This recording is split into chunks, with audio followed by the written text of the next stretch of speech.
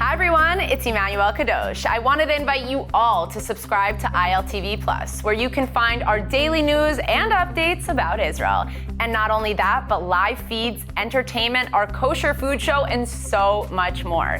Needless to say, your subscription to ILTV Plus helps us grow and create more content while also supporting the state of Israel.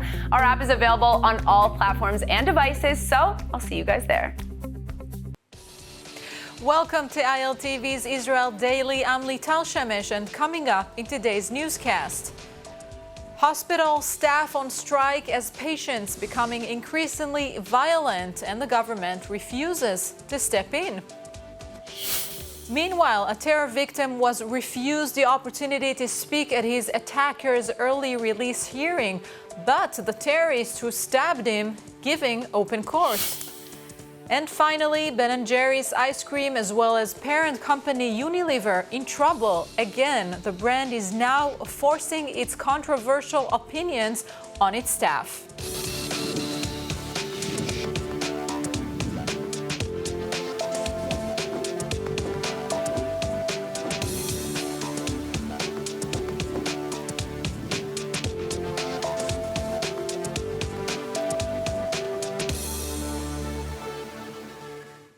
Following the serious violence that took place yesterday at the Clalit Health Clinic, the Histadrut Labor Federation has opened a 2-day general strike in all hospitals and community clinics. Joining me to discuss this is Director of the School of Public Health at Ben-Gurion University and an advisor to the National Coronavirus Cabinet, Professor Nadav Davidovich. Hello, thank you for joining me. Thank you. It's a very sad day. I cannot think, that all the violence that was related to vaccinations and the general atmosphere in the public, all of those for me are connected.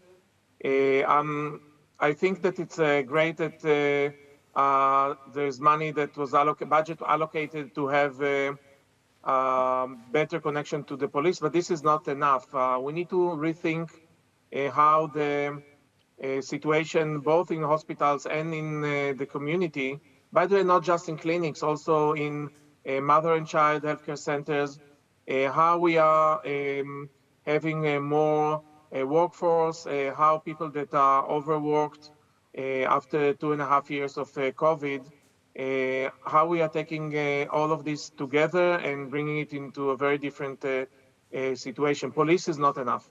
Yes, and we've seen this ongoing violence in hospitals. What should the state do to prevent this? First of all, it's not just about treating existing situations. We must invest in prevention. We must invest in prevention both in terms of the physical situation. Many places are very dense.